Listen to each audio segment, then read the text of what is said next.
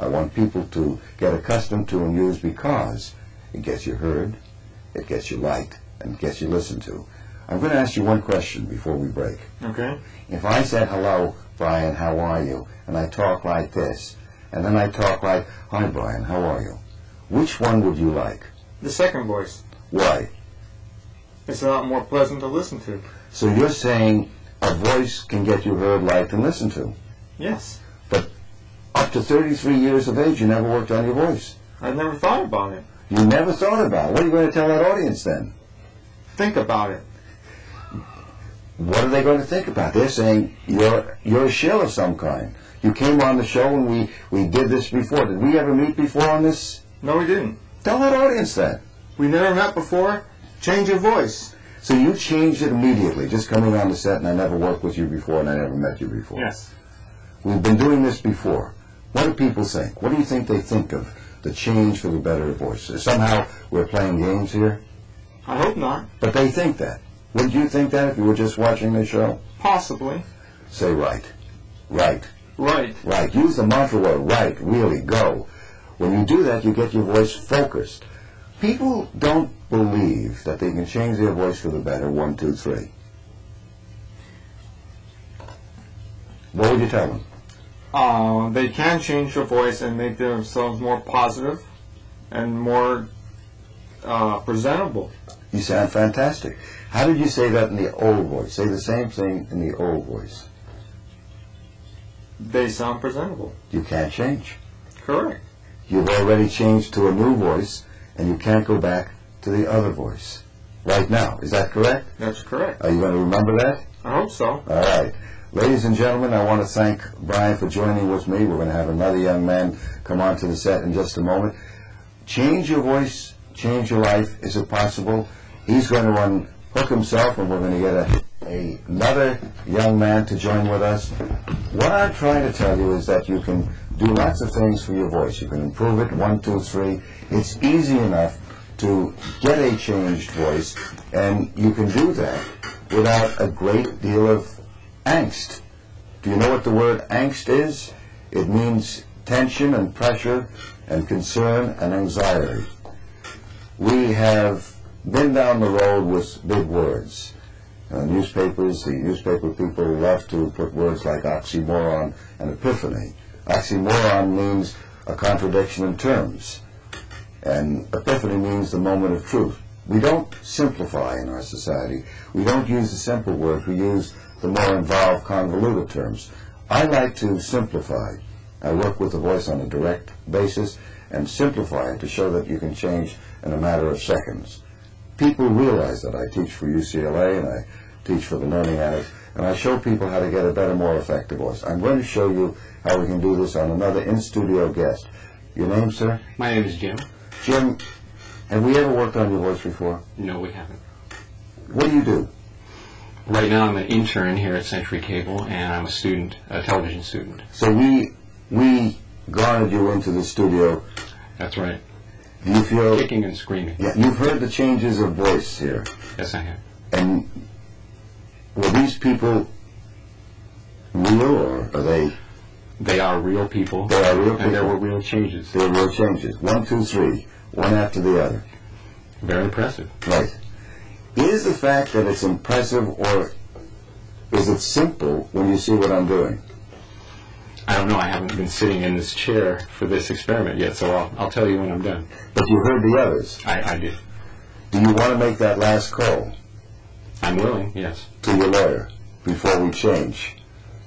I'm willing to sit here and not call in the paid attorneys. I want you to say right like you mean right. Right. That's your word. Say it again. Right. Say right 1. Right 1. Right 2. Right 2. Give me a little more power, a little more oomph. Right 1. Right 1. Right 2. Right 2. Do you know what you're doing when you say those mantra words? I'm not sure. When you say I'm not sure, your voice floats. I want you to say I'm not sure and say it like you're putting a little pressure on it. I'm not sure. That's it. Why don't you kind of put a little more oomph into your voice when you talk? I'm just asking.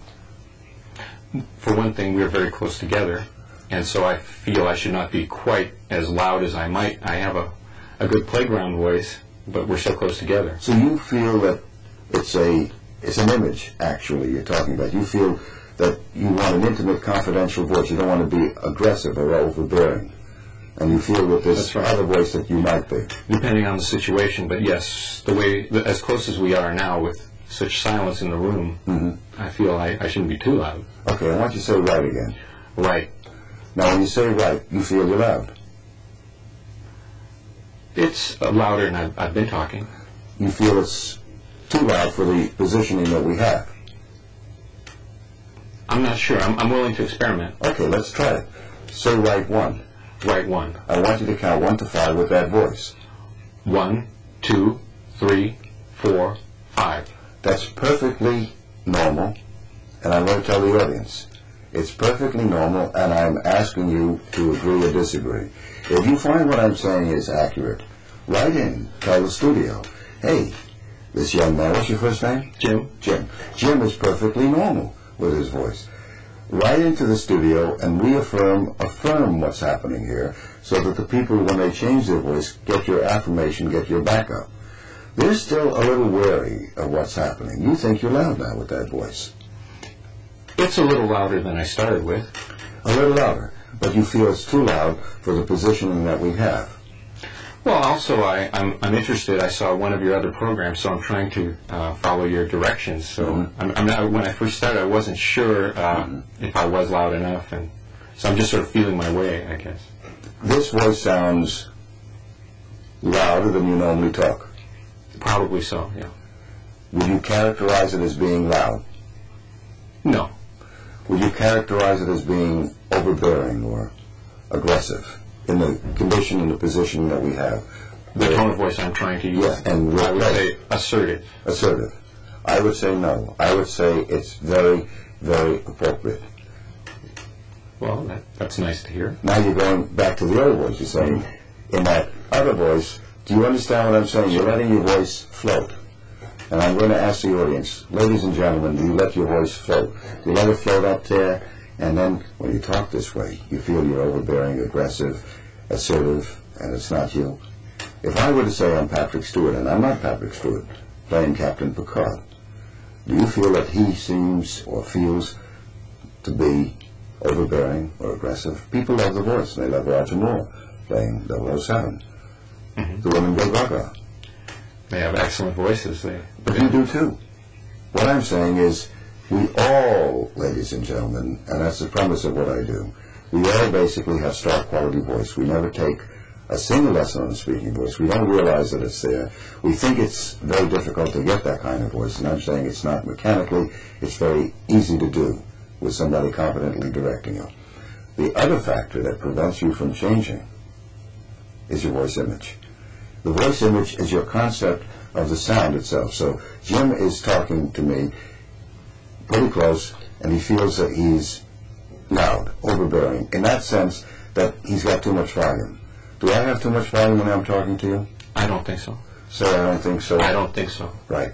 But when you said it the second way, the way I wanted it, with a little more energy, you felt, could I be saying that you are a little too loud? Well, I'm trying to follow your directions. Right. Will you feel that you are too loud, though? I just want your feeling, your opinion. I say you're not, but I want to know what you think. I'm willing to accept your assessment, so maybe I'm not too loud. Yeah, but you're accepting my assessment, but your internal assessment, honesty. I guess I'm not sure. You're not sure, right. And that's what people do. They waver. They're not sure. So the way you change for the better, and this is what I want you to know, is when you get direction as to what I'm doing, you go out and you do it, and you try it out on people. It's like driving a car. How do you know if you're too fast or too slow? How do you know if you're doing it right or wrong? You have to practice. Are you willing to go out and practice this voice? Yes, I am. Are you going to look at people and see if they're strangely looking at you when you use that voice? It may be involuntary. Right. Do you look at me strangely when I talk to you this way? No. You accept it? I accept it. If I talked to you and said, "Hi, Jim, my name is Mort,"